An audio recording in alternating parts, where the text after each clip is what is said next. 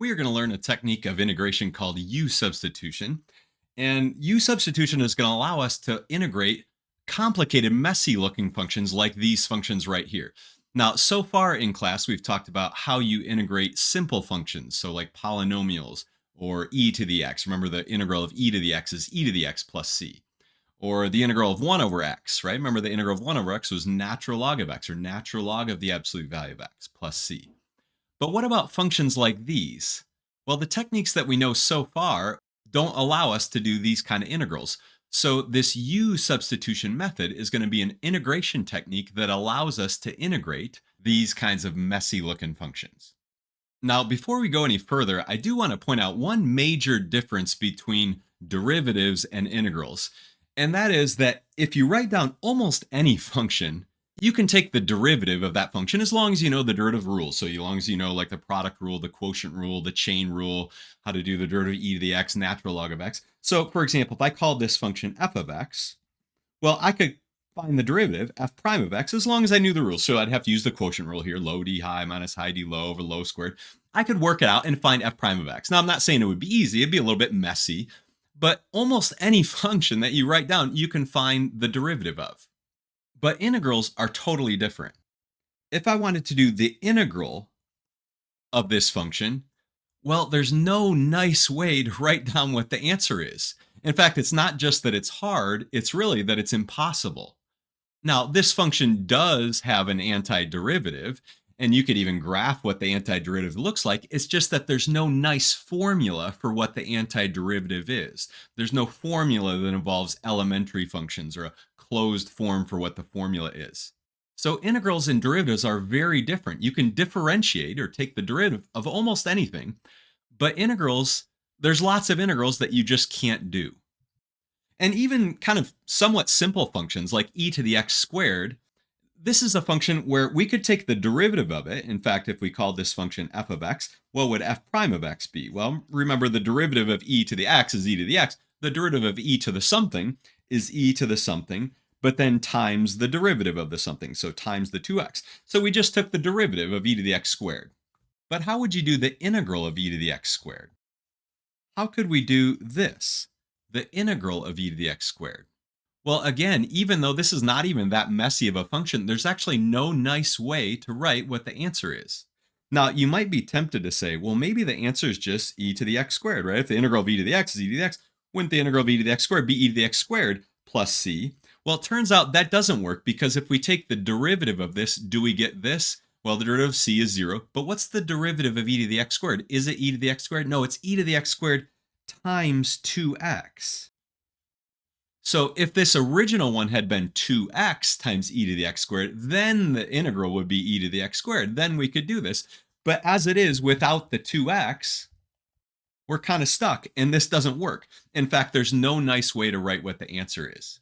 So again, a big difference between derivatives and integrals is that you can take the derivative of almost anything, but integrals are not quite so simple. There's lots and lots of things that we just don't have a nice way of doing what the integral is or the antiderivative is.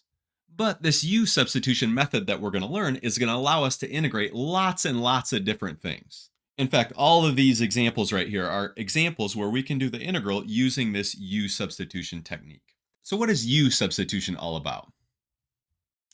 Well, to introduce the idea, there's one other thing I want to point out, and that is this. If we do the integral of, let's say, x cubed dx, the integral is going to be x to the 4th over 4 plus c, right? That's just the power rule that we're using there. But notice, what's the integral of t cubed dt? Well, it'd be t to the 4th over 4 plus c. In fact, it doesn't matter what letter we're using. If we did the integral of m cubed dm, it'd be m to the 4th over 4 plus c. Or if we did the integral of u cubed du, it'd be u to the 4th over 4 plus c. So all of these integrals are really essentially the same. Well, why is this important for u-substitution? Well, what we're going to do is transform a messy looking integral that involves x's to a simpler integral that involves u's. So we're going to do a lot of integrals that have a du on the end. So it's good to get used to doing integrals like this. Now, one thing I should point out is, what's the integral of u cubed dx? Well, then we can't do it, right? You need to have the same variable here and here. You never want to mix like x's and u's or t's and u's or t's and x's. In fact, this doesn't even really make sense. But notice we could write all the different integral rules that involve x's to rules that involve u. So what's the integral of e to the u du? Well, it's e to the u plus c. Or what's the integral of 1 over u du? It's ln of the absolute value of u plus c. Or the power rule, right? What's the integral of u to the n du? It's u to the n plus 1 over n plus 1 plus c. Right, so it's good to kind of get familiar with using these rules when we're using a u instead of an x. Okay, so let's go to our very first example here. The idea with a u substitution is we're going to take a messy looking integral that involves x's here and transform it into a simpler integral that involves u's. And the idea is we're going to let something in this integral be a u. In fact, we're going to think of this as having like an inside function. Notice we have this x to the fifth minus 7. We're going to let that be our u in this problem. Now, just like when we did the chain rule for derivatives, when we thought of like an inside function and an outside function, with a u substitution, you're going to think of an inside function as well, and you're going to think of that inside function as being the u. So in this case, our u down here would be x to the ninth plus 5. Here, the u is going to be 7x plus 1. Here, the u will be t cubed. All right, all these different examples, we're going to let something be u. So in this case, we're going to let u be x to the fifth minus 7. So how do we do this integral? So perform a u substitution to evaluate the integral.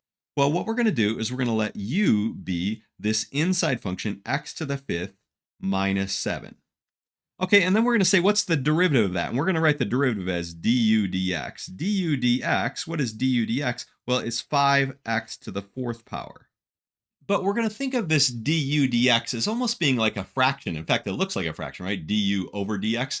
And we're going to kind of multiply both sides of this equation by dx. So we're going to rewrite this as du equals 5x to the fourth dx. So we're just rewriting this, kind of multiplying both sides here by this dx.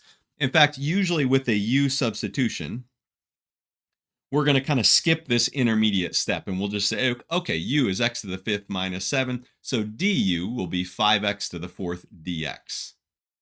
So what does that mean? Well, what we want to do is we want to rewrite this integral to be an integral that involves u's. So we're going to rewrite it as an integral. Well, I'd like to write this inside here as a u, right? U was x to the fifth minus 7. We're going to write this as u, and we have it as u to the ninth power. Now, the dx, we have a dx and an x to the fourth, though. And I don't want to just write x to the fourth here and then a dx because I don't want to mix x's and u's. I want to go from having all x's here to having all u's over here. Now, how can I do that? Well, notice I have this dx and this x to the fourth. And notice over here, I have a dx and an x to the fourth. In fact, what is x to the fourth dx? What is this equal to? Well, notice we can rewrite this x to the fourth dx. We can divide both the sides of this equation by 5 and write it as 1/5 du is equal to x to the fourth dx. So notice this x to the fourth dx, and by the way, the x to the fourth is written here. I could have written it right here, right next to the dx here. But the x to the fourth dx is really 1/5 du, right? X to the fourth dx turns into being 1/5 du. So notice I transformed a messy looking integral involving x's to actually a pretty simple integral. It's u to the ninth times 1/5 du. In fact, what we can do is take this 1/5 and pull it out front, write this as 1/5 times the integral of u to the ninth du. And what's the integral of u to the ninth du? Well, isn't it u to the 10th over 10? And notice I'm not mixing x's and u's. I'm not doing u to the ninth dx. I have u to the ninth du. What's the integral? Well, by the power rule, and again, I wanted you to get familiar with doing these integrals that involve u's here. This is going to be u to the 10th over 10 plus c.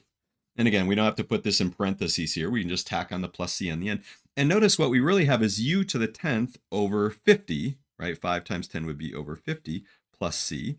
And actually, what is u to the 10th, though? Well, u is x to the fifth minus 7. So this 50 here, we have over 50. You could write it as 1/50th times u to the 10th. But actually, what is u? Right? We have 1/50th u to the 10th. But what is u? U is x to the fifth minus 7. And so this is our final answer. Now, this method probably seemed pretty crazy and complicated, and we're going to do a bunch of examples. The first time you see an example, you think, what in the world just happened?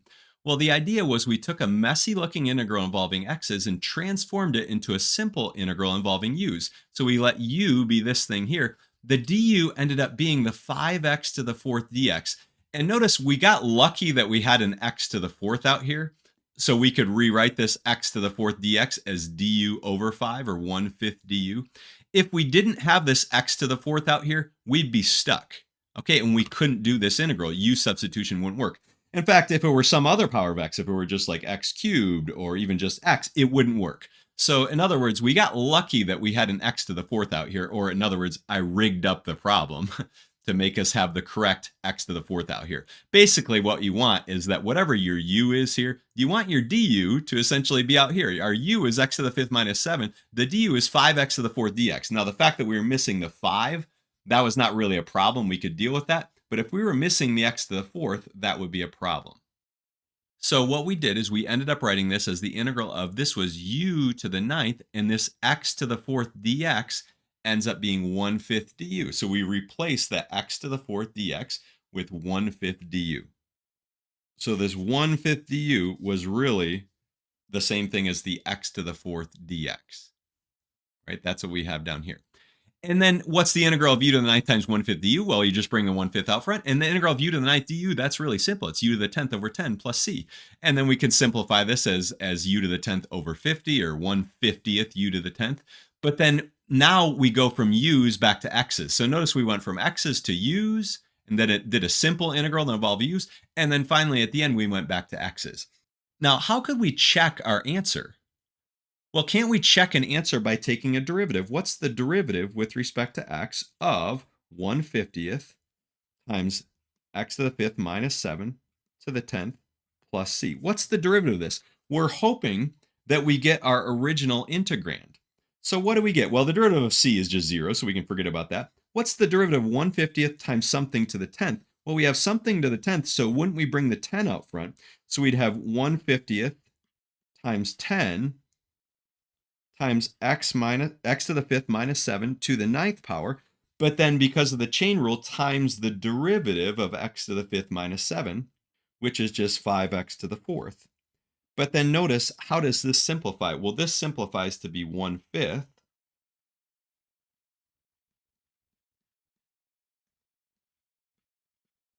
And then the 1/5 and the 5 cancel. And notice we just have x to the fifth minus 7 to the ninth times x to the fourth. And that was our original integrand up here. Now, I wrote it with the x to the fourth on the end here, but I could have written it with the x to the fourth at the beginning. So notice when we took the derivative of this, we had to use the chain rule. In fact, whenever you check your answer after doing a u substitution, you're always going to have to do the chain rule, because in some sense, a u substitution just does the chain rule backwards, kind of undoes the chain rule. Okay, so we checked our answer and it really did work. Okay, now again, this probably seemed messy, so let's do a few more examples. Okay, what about something like this? Well, again, we're going to let u be x to the ninth plus 5. So du dx will be 9x to the eighth, or in other words, du will be 9x to the eighth dx. And again, I could rewrite this as du dx, du over dx, equals 9x to the eighth, but then you multiply both sides by dx and you get this. So this is our u substitution that we're doing. Now, notice though, we'd like to write this as the integral of the square root of u, right? This is the u, right? X to the ninth plus c. And we know how to do the integral of the square root of u. That's no problem. But here's the question. Can I just write du now? Well, is dx the same as du? No, du is 9x to the eighth dx. Now, fortunately, we have an x to the eighth dx. If we didn't have this x to the eighth, we'd be stuck. Or if it were x to some other power, or if it were just missing, we'd be stuck. But we lucked out here, or in other words, I rigged up the problem, so we have an x to the eighth out here. And notice that x to the eighth dx, what is that actually equal to? Well, if we take both sides of this and divide by 9, we get 1/9 du is equal to x to the eighth dx. I just took this equation here, divided both sides by 9, and that's what I got. So notice this x to the eighth dx, right? That x to the eighth dx, that's just 1/9 du. So we can put a 1/9 du on the end here. Okay, now the question is, how do we do this integral? What's the integral of the square root of u times 1/9 du? Well, notice we can pull the 1/9 out front, and we have the square root of u. Well, we can rewrite that as u to the 1/2 power. And we have our du, and it's very important that we have a du, not a dx. And again, dx is not the same as du. In fact, notice right here, is du equal to dx? No, du is equal to 9x to the 8th dx, right? So we can't just replace the dx with du. We can only replace a 9x to the 8th dx with du. Or in other words, we can replace x to the 8th dx with 1/9 du. And that's exactly what we did. So again, you might wonder, where did this x to the 8th go? Why did that just disappear? Well, it didn't just disappear. It was the x to the 8th dx that turned into the du. It actually turned into 1/9 du. Okay, now how do we do this integral? Well, the integral of u to the 1/2 is going to be u to the 3/2 divided by 3/2, or times 2/3 out front, plus c. Now we can simplify this. This will be 2 over 27 times u to the 3/2. But what is u? Well, u is x to the 9th plus 5. So there's our final answer. Now, how could you check your answer? Well, you could take the derivative of this. Now, the derivative of c, of course, is 0. What's the derivative of this whole thing? Well, you'd have to bring the 3/2 out front and multiply it by this, and then you'd take this to the 1/2 power, right? Remember, you'd lower 3/2 by 1 to get 1/2, and then you'd multiply by 9x to the 8th, right? The derivative of the inside function. If you simplified all that down, you would get the original integrand, the original thing that you're integrating. So again, this technique worked. The problem did have to be rigged up a little bit. I needed to have this x to the 8th out front. If I didn't have that, then u-substitution, we'd kind of get stuck. We wouldn't have the correct thing that we need to have to turn this into a du. Now let's do another example. What's the integral of e to the 7x plus 1? Well, we're going to let u be 7x plus 1. Now, what is du? Well, du is just 7 dx. Now, don't just write 7, it's 7 dx. Remember, this is really du dx is equal to 7, right? If u is 7x plus 1, what's du dx? The derivative of u with respect to x, it's 7. But again, we're kind of thinking of this as like a fraction, and we just multiply both sides by dx, and we write du is 7 dx. So here is our u substitution that we're going to do. Now, notice here, in this case, we just have a dx here. But what is the dx equal to? Well, if we divide both sides by 7, we get 1/7 du is equal to dx. So here I can rewrite this as the integral of e to the what? Well, 7x plus 1 is just u, right? Isn't that what 7x plus 1 is? E to the u. And then the dx, can I just write du? Right? If I were to just write du here, would that be correct? No, that'd be wrong, because dx is not equal to du. In fact, dx is 1/7 du, so I need to put a 1/7 there. So now, how do we do this integral? Well, again, we bring the 1/7 out front, and we do the integral of e to the u du. And the integral of e to the u du is just e to the u plus c. And finally, plug in what your u is. Okay, we go from u's back to x's again, and the u is just 7x plus 1, right? That's what our u is right here. And so that's our final answer. In fact, again, let's check it real quick. What's the derivative with respect to x of 1/7 times e to the 7x plus 1 plus c? Well, of course, the derivative of the c is just 0, so we don't need to write that. What's the derivative of a constant times a function? Well, won't it just be the constant times the derivative of the function? But what's the derivative of e to the 7x plus 1? It's e to the 7x plus 1 times 7, right? Because of the chain rule. Right? The derivative of e to the something is just e to the something times the derivative of the something. And notice the 7 and the 1/7 cancel, and you're just left with e to the 7x plus 1, which was our original integrand, the original thing that we were integrating. So this technique works. It's an amazing little technique that works in a lot of cases. Let's do another example. This one also involves e. Notice we have, but we're using the letter t instead of x here, but that's okay. We're going to still do a u substitution. And notice here, what are we going to let our u be? Well, our u will be this t cubed. And notice, by the way, whenever you're trying to decide what the u is, you should always immediately think, well, what's my du going to be? Well, the du is going to be 3t squared. And do we have a 3t squared? Well, we have the important part. We have the t squared. The constant part of it, we're off by a constant. That's okay. But if we were off by a t or off by some power of t, then we'd be in trouble. So u would be t cubed. So du is going to be 3t squared. Now it'd really be dt. So du will be 3t squared dt. So this is our u substitution. So we're going to write this integral is equal to, well, this e to the t cubed is going to be e to the u. Now, what about the t squared and the dt? The t squared times the dt. Well, notice we have a t squared dt here. So what is t squared dt equal to? Well, it's du divided by 3. T squared dt equals 1/3 du. Du divided by 3. So we're going to replace this t squared dt here. And again, the t squared is written before the e to the t cubed. I could have written the t squared out here. Maybe that'd make it a little simpler to see. We have a t squared dt. And that t squared dt is 1/3 du. Right, so this 1/3 du, that was the t squared dt. And again, it almost looks like the t squared disappeared. Like, where'd that t squared go? It just disappeared here. It didn't disappear. The t squared dt turned into the 1/3 du. Okay, and again, it's very important. dt is not the same as du, right? In fact, du is 3t squared dt, right? They're not the same. So the t squared dt turned into 1/3 du. But now notice we have a much simpler integral. In fact, once we take the 1/3 out front, we just have the integral of e to the u du. And that's a very simple integral. The integral of e to the u du is just e to the u plus c. And again, it's very important. We're not mixing x's and u's here. It's not integral of e to the u dx, right? It's integral of e to the u du. It's very important. So our final answer then would be 1/3 times of e to the u. But again, what was u? U was t cubed. So this is e to the t cubed plus c. And that's our final answer. Now again, how could we check our answer? Well, take the derivative. What's the derivative with respect to t of our answer? Well, hopefully we get the original t squared times e to the t cubed, the original integrand. In fact, we do. What's the derivative of 1/3 e to the t cubed? Well, it's 1/3 times, well, what's the derivative of e to the t cubed? It's e to the t cubed times 3t squared.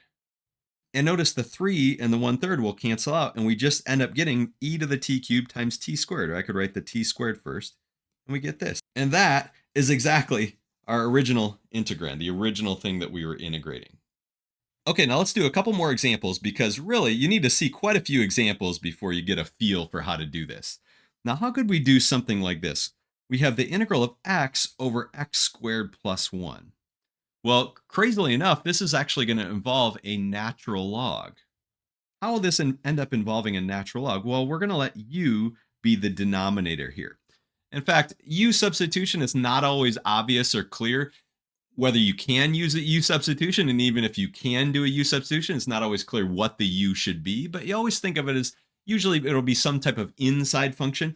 In this case, it's the denominator. U is going to be x squared plus 1. Now the du will be 2x dx. Again, don't forget the dx on the end here. It's very important. So u is x squared plus 1. Du is 2x dx. Now notice, do we have a 2x dx? Well, we have an x dx. We have the important part. If I didn't have this x here, I'd be in trouble. In fact, x dx is equal to 1/2 du. So we can rewrite this as the integral of, well, this down here is just u, right? X squared plus 1 is just u.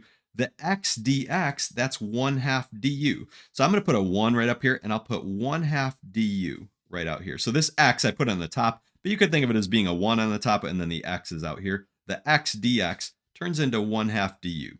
So we just have the integral of 1 over u du. Well, once we bring the 1/2 up front, that's what we have. So we have the integral of 1 over u du. And what's the integral of 1 over u du? Well, it's natural log of the absolute value of u plus c. And we get natural log of the absolute value of x squared plus 1 plus c. And that's our final answer. By the way, we could get rid of the absolute values, because x squared plus 1 is never negative. No matter what value of x you plug in here, x squared is always positive. You add 1, it's still positive. So you could actually write this without absolute values. But again, you could check your answer by taking a derivative. Now remember, the derivative natural log of the absolute value of something, it's almost like you can ignore the absolute values, and you just take the derivative. It would be 1 over this x squared plus 1 times the derivative of x squared plus 1. You'd end up getting a 2x, and so a 2 would cancel the 1/2, and you can check your answer that if you take the derivative of this, you get this. Now, I mentioned that we'd be in trouble if we didn't have the x up there. why would we be in trouble? So what if this were just the integral of 1 over x squared plus 1 dx? What if we tried to do a u substitution here? What if we let u be x squared plus 1? Well, and then du is just 2x dx. And you might think, well, let's just do the same thing that we did before here.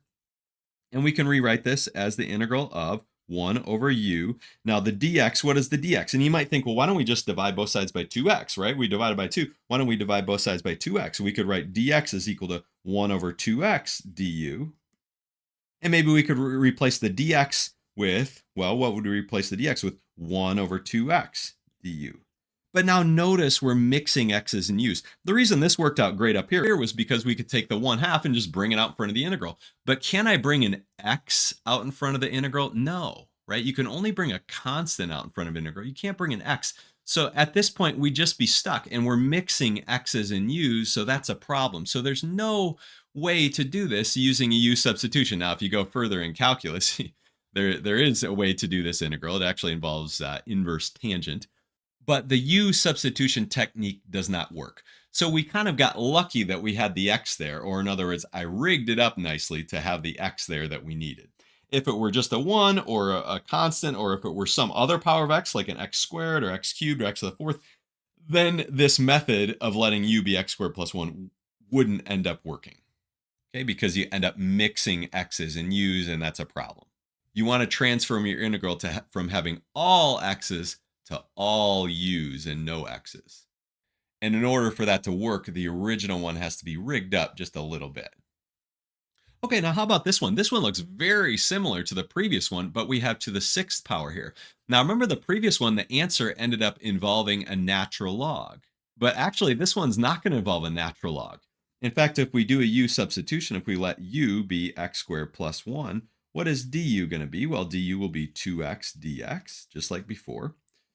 And so we have the integral of, well, again, this x can come out with a dx, and we can think of it as having a 1 up here. So we really have a 1 over, well, what is this? This is not just u, it's u to the 6th power. We have 1 over u to the 6th power. And what is the x dx here? I can't just put du. Well, the x dx, notice, is 1/2 du. We could divide both sides of this by 2. We get 1/2 du. So we have our 1/2 du here. And the 1/2 can come out front. And now what's the integral of 1 over u to the 6th? Well, it's not natural log of u to the 6th, right? Remember, what's the integral of 1 over x to the 6th? Well, don't we write it as x to the minus 6? Well, the same thing here. We're going to write this as u to the negative 6th power. And the integral of u to the negative 6 is going to be u to the negative 5 over negative 5 plus c. And so this negative 5 can kind of come out front here in the denominator. So it's really a negative 1/10 times u to the negative 1/5 plus c. And we could write this as 1 over u to the positive 5th power. That'd be fine. But let's just leave it like that. So we have negative 1/10 times u to the negative 5th power. But what is the u? Well, we have to go back and look at what was our u. Well, our u was x squared plus 1. And we can just leave our answer like this. Okay, now again, you could write this instead of x squared plus 1 to the negative 5th, you could write it as 1 over x squared plus 1 to the positive 5th power. But let's just leave our answer like this. And my math lab will accept it if you leave your answer like this. Now, 2 more integrals. How do we do something like this? We have the integral of natural log of x, that whole thing to the 5th power over x. Now, we can't bring the 5 out front, because if this were natural log of x to the 5th, then we could bring the 5 out front. But it's natural log of x, that whole thing to the 5th. So the 5 can't come out in front. Now, we can't use a property of logarithms. But actually, we can do a u substitution. Now, again, what should the u be? Should we let u be x? Well, it turns out we're going to let u be natural log of x. And if u is natural log of x, well, what's du going to be? Well, what's the derivative of natural log of x? Well, it's 1 over x dx. Okay, and again, it's really du dx is equal to 1 over x, right? If u is natural log of x, what's du dx? It's 1 over x. So du is 1 over x dx. So there was our u substitution. But notice, do we have a 1 over x dx? Yeah, in fact, that's what this is. This is really a 1 over x dx. In fact, you could rewrite this as natural log of x to the 5th power times 1 over x dx. Okay, so dividing by x here, It's like multiplying by 1 over x there. So I'm just rewriting this. So I haven't done the u substitution yet. Well, now let's do the u substitution. Well, we have the integral of, well, isn't this inside here, natural log of x, isn't that u? So we have u to the 5th. And this 1 over x dx, what is that? Well, the 1 over x dx is just du. So we're just going to put a du here. Now, again, it's tempting to think, oh, the dx just turned into a du, but actually it didn't. It was the 1 over x dx that turned into the du. Okay, and the natural log of x turned into the u. So now notice we have a very simple integral, right? What's just the integral of u to the 5th du? Well, it's u to the 6th over 6 plus c. Okay, and then finally plug back in what u is. Well, u was natural log of x. So we have natural log of x raised to the 6th power over 6 plus c. You could put the x in parentheses here if you wanted to, but we have natural log of x raised to the 6th power, all divided by 6 plus c. Now for our very last problem, how do we do this? Well, again, this looks like a pretty messy looking integral, but actually we can do a u substitution. In fact, we're just going to let u be the denominator here. U will be 7 plus 5 e to the 3x. And then what's the du going to be? Well, the derivative of 7, that's 0. What's the derivative of 5 times e to the 3x? Well, it'll be 5 times e to the 3x times 3. So it's actually going to be 15 e to the 3x dx. Don't forget the dx. So the derivative of 7 plus 5 e to the 3x is actually 15 e to the 3x. Again, the derivative of 7 is 0. The derivative of 5 e to the 3x would be 5 times e to the 3x times 3. And that 5 times 3 becomes the 15. So now notice, do we have a 15 e to the 3x dx? Well, we have the important part. We have the e to the 3x dx. And what is the e to the 3x dx? Well, e to the 3x dx, if we divide both sides by 15, we can see that this is du over 15, or 1/15 du. That's equal to e to the 3x dx. So let's rewrite this as integral of, now we want to change all of our x's to u's. Down in the denominator, we have a u, right? That's what our u is, 7 plus 5 e to the 3x. Now the dx does not just turn into du. In fact, we have e to the 3x dx. This whole thing here, that turns into what? Well, that's just that, right? E to the 3x dx. That turns into the 1/15 du. Okay, so let's write 1/15 du. And I guess what we're left with is still just a 1 on the top. All right, well, this is a pretty simple integral to do. We can bring the 1/15 out front. And we have the integral of 1 over u du. Well, what's the integral of 1 over u du? It's natural log of the absolute value of u plus c. And now we just plug in what the u is. And u is 7 plus 5 e to the 3x plus c. And that is our final answer.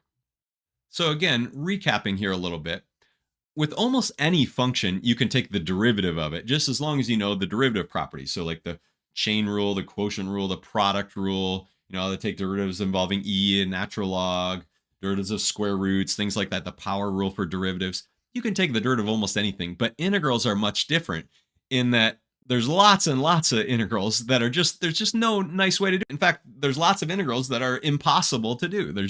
It's not just even that they're hard to do, it's that they're impossible to do. But there are certain integrals where you can do u substitution. U substitution works and it allows you to take a messy looking integral like this and transform it into a simpler integral that involves u's and then transfer back to x's in the end. Now, it works in many cases, but not all cases. So notice in this first problem, remember we let u be x to the 5th minus 7. Well, du is 5x to the 4th. Well, we had the x to the 4th that we needed here. So the problem was kind of rigged up. If we didn't have this x to the 4th out here, we'd be in trouble. Or if it were an x to the 3rd power, we'd be in trouble. Or just an x, we'd be in trouble. And what I mean by we'd be in trouble is u substitution just wouldn't work. Okay, because we'd have to mix x's and u's and we'd end up getting stuck. But the problem was rigged up. This one was also rigged up because notice we have a x to the 9th plus 5. That's the u. Well, the du has exactly what we need out here, the x to the 8th, right? The derivative of this is 9x to the 8th. And we can deal with not having the 9, but the x to the 8th is what we needed. Here, we let u be 7x plus 1. The du is just 7. Now, we don't have a 7, but we can deal with that because it's a constant. This one worked because we let u be t cubed, and we have the derivative of the t cubed, the 3t squared out here. Now, again, we don't have the 3, but we have the t squared, the important part. Same thing up here. We let u be x squared plus 1. The du is 2x dx. Well, we had the x dx that we needed. Okay, here we had, again, u is x squared plus 1. We had the du is x dx that we needed. Now, this one involved a natural log because it ended up being like a 1 over u du, which the integral is going to involve a natural log. Here we have 1 over u to the 6th du, and that one doesn't involve a natural log. That one you just rewrite as u to the negative 6 and use the power rule. Here, again, we let u be natural log of x, but du is 1 over x dx. We have this 1 over x dx. If we didn't have this x down here, if we're just, what's the integral of natural log of x raised to the 5th? Well, we'd be stuck. Okay, u substitution wouldn't work. Okay, because we don't have the correct du. Okay, if we let u be ln of x, we need 1 over x dx to turn into du. dx doesn't turn into du, it's 1 over x dx, so we need that x there. And same thing here, we let this be the du, we had just what we needed up here. We didn't have the 15, but we had the important part, the e to the 3x. Now, later, actually, in the next module, we'll talk about what is the importance of integration, period. We might wonder, why are we just doing this crazy technique? Who cares if we can do integrals? What's the point of integrals? We saw the point with derivatives, right? We were looking at maxes and mins. We did related rates and all kinds of practical applications. But with integrals, we haven't really seen any applications, right? What is the point of these integrals? And we'll start looking at that next time.